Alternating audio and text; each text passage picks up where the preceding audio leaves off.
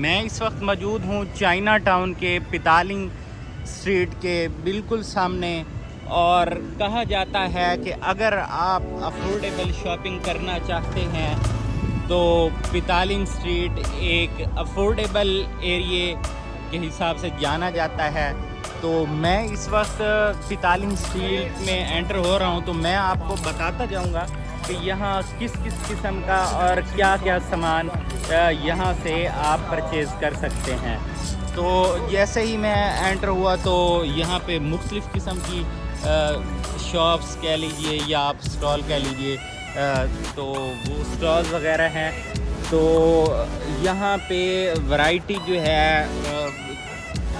Import quality भी मिल जाती है। और अगर आप रीज़नेबल शॉपिंग की बात करें तो यहाँ पे अच्छी चीज़ आपको जो है वो कम पैसों में वो मिल जाती है। तो यहाँ पे एंटर होते ही यहाँ पे शूज़ की शॉप थी, और अब ये वॉचेस, बैग्स और इस तरीके का या इस तरह का काफ़ी सारा जो है वो स्टॉल्स यहाँ पे मौजूद हैं।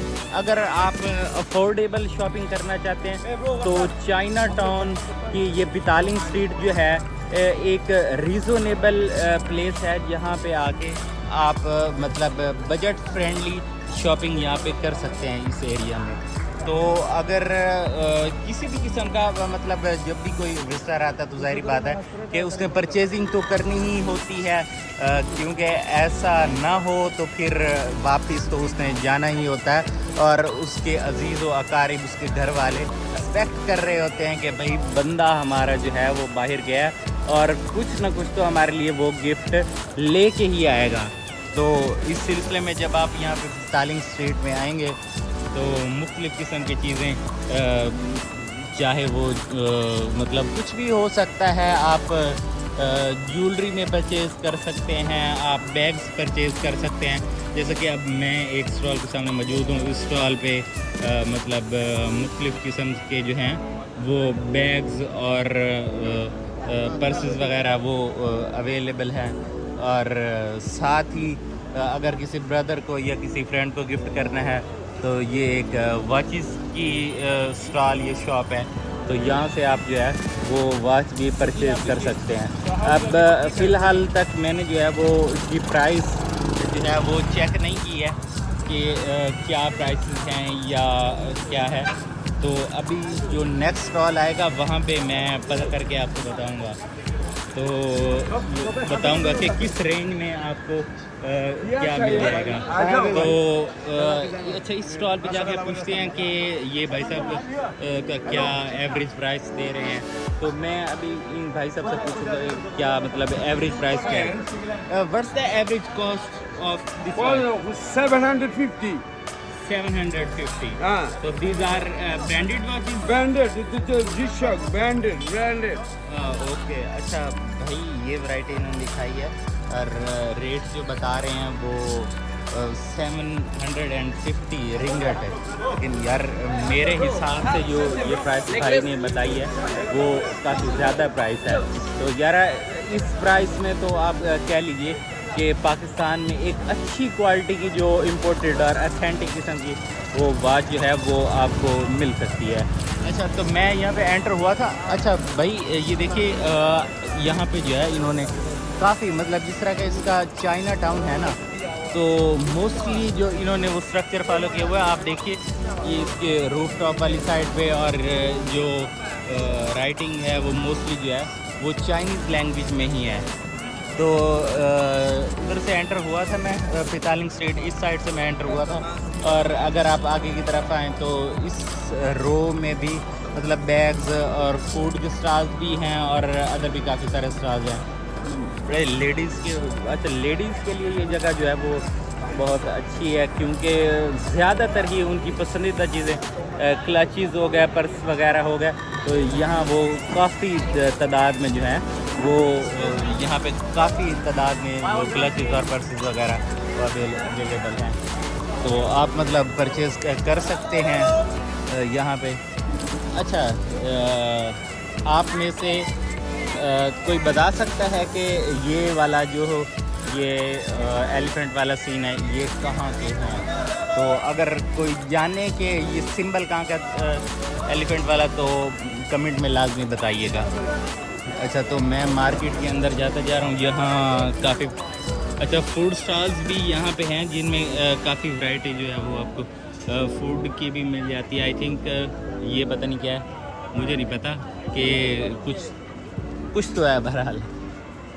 अच्छा, तो नेक्स्ट हम जा रहे थे सेल फोन्स के कवर वगैरह, और अच्छा यहाँ पे पितालिंग होटल स्ट्रीट।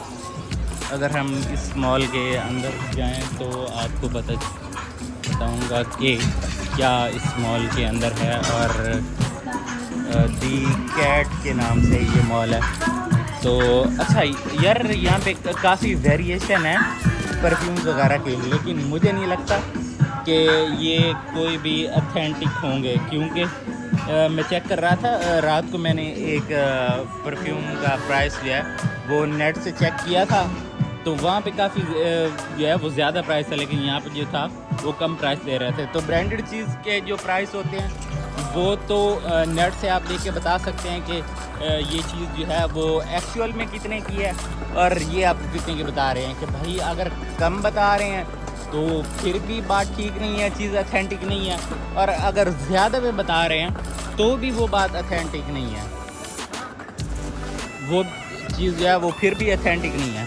अच्छा यार, कल रात को भी मैं देख रहा था बुकित बिंतांग में कि ये कोई चीज़ है, मतलब है तो कुछ खाने वाली, लेकिन मुझे नहीं पता चला था कि ये क्या चीज़ है जो मतलब हो रही है। What's that? चेस्टनट।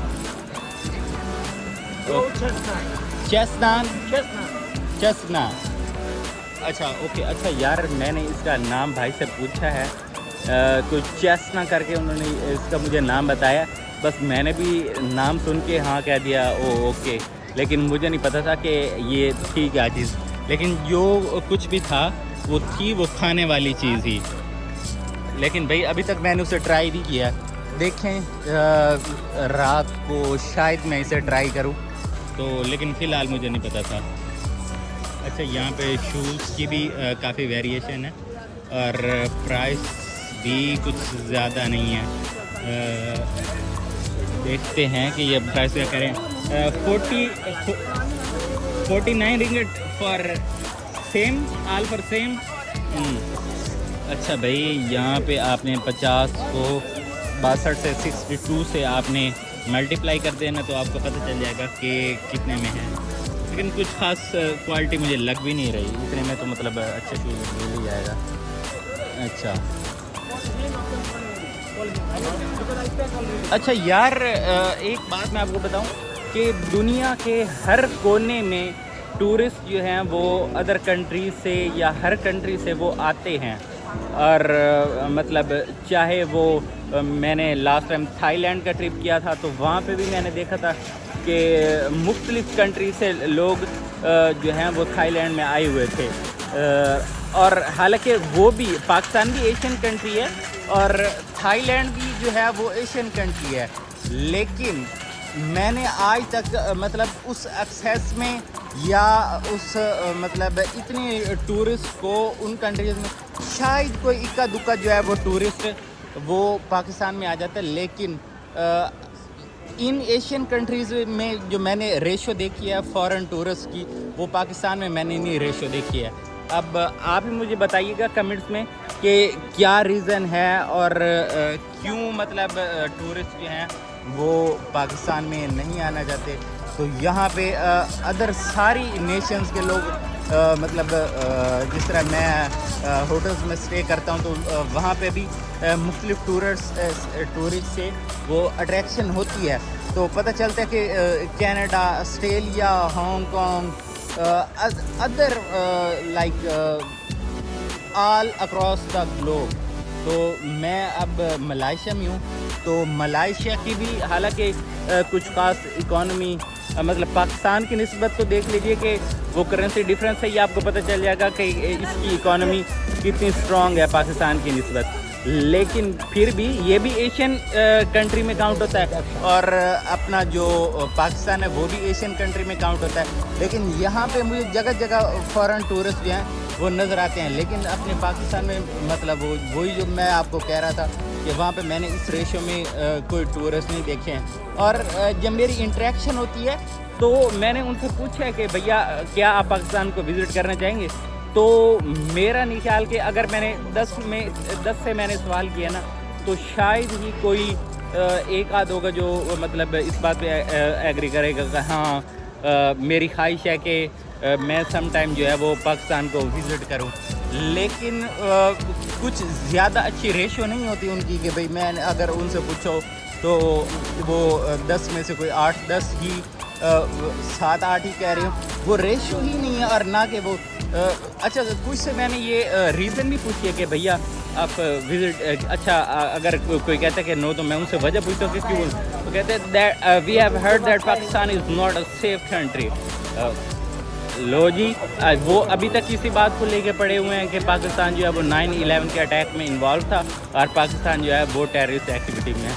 अच्छा, तो इसके साथ ही मैं आपको बताता चलूँ कि अब ये पितालिंग स्ट्रीट का जो एक रो है वो उसका एंड हो गया। ये भी पितालिंग स्ट्रीट के साथ एक लिंक स्ट्रीट है, और यहाँ पर भी मुझे काफ़ी सारी ब्रांडेड फेक्स की शॉप नज़र आ रही हैं, और इसके साथ साथ फूड स्टॉल्स भी यहाँ पे लगे हुए हैं। अच्छा, अगर आप किसी भी ब्रांडेड जॉगर या स्नीकर्स की फेक लेना चाहते हैं तो मलाइशिया में ये पितालिंग स्ट्रीट उस हवाले से बेस्ट एरिया है। क्लचेस हों या पर्सेस वगैरह या कोई एक्सपेंसिव जॉगर्स या स्नीकर्स, तो किसी भी किस्म के शूज़ की जो है आप यहाँ से आसानी से फेक चीप प्राइस में आप यहाँ से परचेज़ कर सकते हैं। इसके साथ साथ वाचेस भी हैं और क्लॉथ शॉप्स भी यहाँ पे हैं। तो अगर आप गिफ्ट्स वगैरह परचेज़ करना चाहते हैं या पर्सेस वगैरह और शूज़ वगैरह, तो वो तकरीबन ही इस किस्म की जो चीज़ें हैं वो मुझे यहाँ पर नज़र आ रही हैं। अच्छा, यहाँ पे अगर आप टैटू बनवाना चाहते हैं तो इस मार्केट में टैटू स्टॉल्स भी हैं, आप वहाँ से टैटू भी एनग्रेव करवा सकते हैं। और इसके अलावा कुछ हैंडमेड आइटम्स भी मुझे यहाँ पे नज़र आ रही हैं। तो ये हैंडमेड रहे हैं, लेकिन श्योर नहीं कि वो हैंडमेड ही हैं या वो भी अदर आइटम्स की तरह फेक कॉपीज़ हैं। तो यहाँ पे काफ़ी सारे फूड स्टॉल्स भी हैं। अगर आप कुछ खाना पीना चाहें तो वो चीज़ें भी आपको यहाँ से मिल जाएंगी। ये स्ट्रीट भी काफ़ी लंबी है, और यहाँ पे ये देखिए मुझे कुछ बैग्स वगैरह हैंड कैरीज नज़र आ रहे हैं। अगर वो आप परचेज़ करना चाहें तो वो भी यहाँ से कर सकते हैं। काफ़ी वास्ट स्ट्रीट है और काफ़ी किस्म की जो चीज़ें हैं वो यहाँ पे नज़र आ रही हैं। बहरहाल अगर आप चीप शॉपिंग करना चाहते हैं और अफोर्डेबल प्राइसेस में आप शॉपिंग करना चाहते हैं तो पितालिंग स्ट्रीट जो है वो मेरे ख्याल में बेस्ट प्लेस है। तो ये देखिए, ये बुकेज वगैरह, और ये हैंडमेड कह रहे हैं, लेकिन पता नहीं ये हैंडमेड हैं या ये भी कॉपीज़ हैं। ये देखिए, ये क्लचेस वगैरह और पर्सेस यहाँ पे शो हो रहे हैं। ये वाचेस की शॉप है, और इसी तरह ये साथ में बैग्स और ज्वेलरी बॉक्सेस वगैरह और ये सब कुछ यहाँ पे वो काफ़ी तादाद में मुझे नज़र आ रहा है। और स्लीपर्स भी यहाँ पे काफ़ी तादाद में नज़र आ रहे हैं। अगर वो परचेज़ करना चाहें तो यहाँ पर काफ़ी सारे स्लीप